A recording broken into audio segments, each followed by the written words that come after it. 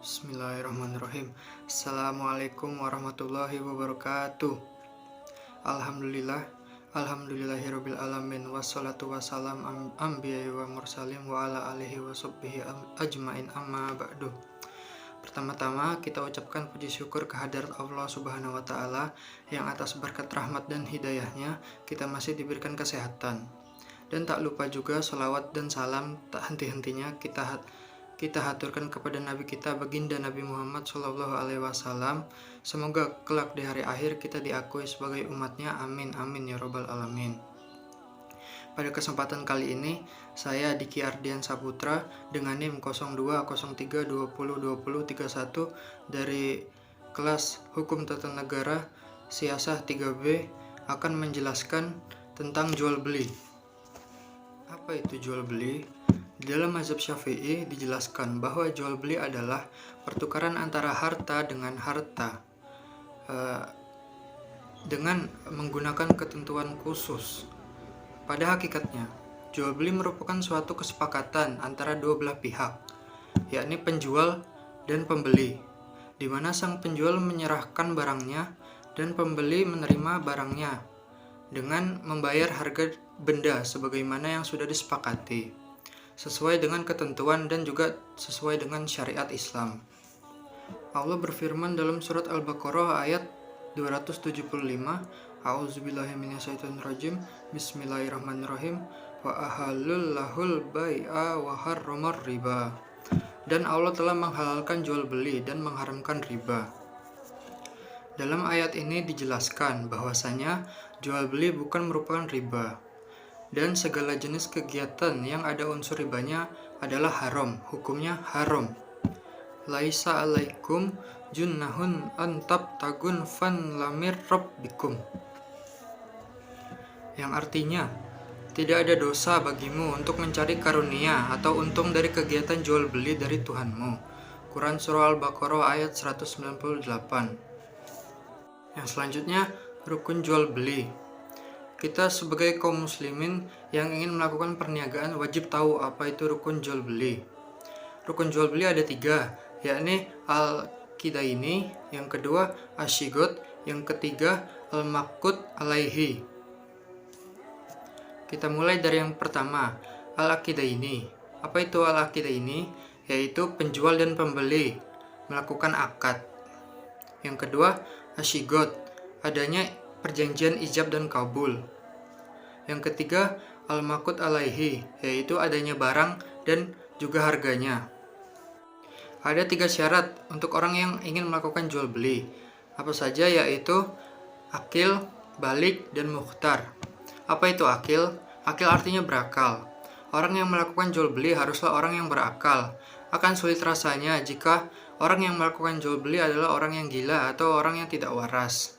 Yang kedua, balik, artinya dewasa. Dalam konteks ini bukan berarti anak kecil tidak boleh melakukan jual beli. Anak-anak boleh melakukan jual beli dengan catatan harus diketahui oleh orang tuanya. Misalnya, ada anak yang disuruh oleh orang tuanya untuk membeli sayur. Itu harus dilakukan dengan sepengetahuan orang tuanya. Yang ketiga, mukhtar. Mukhtar artinya dapat memilih dan tidak dipaksa. Kita dalam jual beli harus memiliki sifat mukhtar agar tidak mudah terkena tipu daya. Selain 3 syarat tadi, ada juga syarat lainnya yang wajib kita ketahui. Adalah syarat untuk barang dagangan atau barang yang diperjualbelikan. Ada 6, yaitu tohir, intifa bihi, milkiyatul akid, taslim, maklum, dan juga makbud. Yang pertama, tohir, atau barangnya suci, tidak ada najis di dalamnya. Jangan sekali-kali kita menjual barang yang tidak suci karena itu haram. Yang kedua, intifa bihi, yaitu barang tersebut bisa dimanfaatkan dan punya banyak manfaat. Yang ketiga, milkiyatul akid, atau milik orang yang berakad. Yang keempat, taslim, dapat diserah terimakan. Yang kelima, maklum, yaitu barangnya diketahui bentuk fisiknya dan tidak tipu-tipu. Yang keenam, barangnya makbud, yaitu kepunyaan sang penjual dan bukan barang curian. Syarat untuk ijab kabul jual beli atau syigot ada 3, yakni ijab dan kabul harus jelas dan tidak ada penipuan. Sekali lagi, tipu-tipu itu haram hukumnya. Yang kedua, tidak ada paksaan. Jangan sampai kita sebagai penjual memaksa orang untuk membeli dagangan kita. Yang ketiga, ijab kabul dilakukan pada saat itu dan ijab kabul dilakukan dengan jelas. Syarat pembayaran. Syarat pembayaran ini dilakukan seperti pada umumnya, bisa dilakukan dengan harta ataupun uang. Bisa seperti biasa kita membeli barang lalu kita membayarnya dengan uang. Namun bisa juga kita lakukan barter jika ada kesepakatan dari kedua pihaknya. Hal yang tidak kalah penting untuk kita ketahui adalah macam-macam jual beli.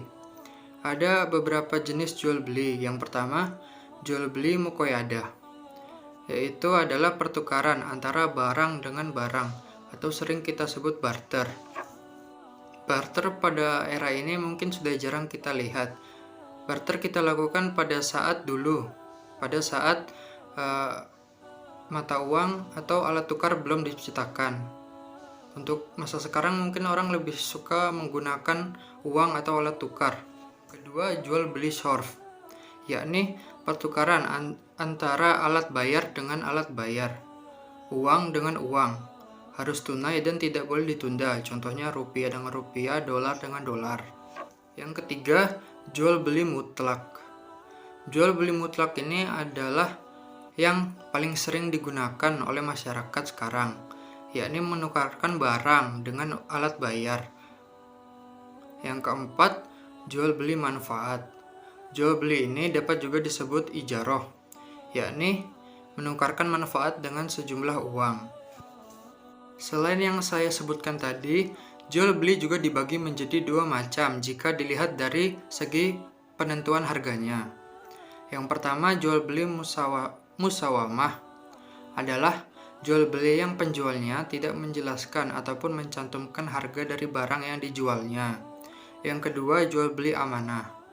Bisa dilihat dari namanya, jual beli ini adalah jual beli yang menegaskan harga barang yang dijualkan serta keuntungan yang diambil oleh penjual. Jual beli amanah pun terbagi menjadi beberapa jenis, yakni jual beli murabbah, wahdiyah, dan tauliyah. Jual beli murabbah berasal dari kata rib yang berarti keuntungan. Murabbah ini memperlihatkan keuntungan yang didapat oleh penjual. Yang kedua, wahdiyah.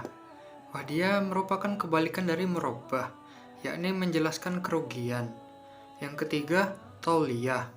Ini adalah jual beli yang harga jual dengan harga modalnya sama, jadi penjual tidak mengambil untung dari dagangannya. Demikian penjelasan singkat yang dapat saya sampaikan. Semoga dapat bermanfaat bagi kita semua dan dapat kita aplikasikan dalam kehidupan sehari-hari. Lebih dan kurangnya mohon dimaafkan. Yang benar datangnya atas bimbingan Allah Subhanahu wa Ta'ala, dan yang salah, khilaf dan keliru datangnya dari saya pribadi sebagai manusia biasa yang tidak luput dari salah, khilaf, dan dosa. Akhirul kalam, subhanakallahu wa bihamdika asyhadu alla ilaha anta astaghfiruka wa atubu ilaih. Walahul muwafiq ila aqwamit thoriq. Wassalamualaikum warahmatullahi wabarakatuh.